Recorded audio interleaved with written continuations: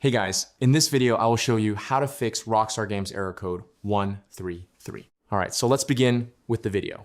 If you are getting this error in your Rockstar game, one simple method that usually fixes the issue is reinstalling the Rockstar Games Launcher. This helps remove corrupted launcher files and replaces them with a fresh installation. First, go to the Windows search bar and search for Control Panel, then open it. Inside the Control Panel, click on Programs and Features. Here you will see a list of all the installed applications on your computer. Now scroll through the list and find Rockstar Games Launcher. Once you find it, click on it and select Uninstall. Before doing this, make sure that the Rockstar Games Launcher is completely closed so the uninstall process works properly. After you click Uninstall, a small uninstall window will appear.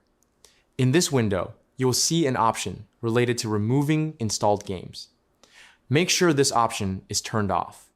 This is important because you only want to remove the launcher itself and keep your installed games on your computer. Once that option is turned off, click on Uninstall and allow the launcher to be removed from your system.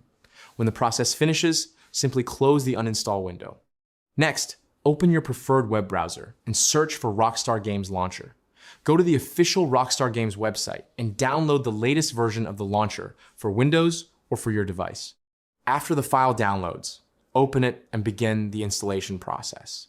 Select your language, choose the installation location, and then continue with the installation. Wait for the launcher to finish installing on your computer. When the launcher opens again, you may notice that some of your games, such as Red Dead Redemption, might show an install button even though the game was previously installed. If that happens, simply go to the game settings for that specific game. Once here, click on Scan Now. The launcher will scan your computer for existing game files that were not deleted during the uninstall process.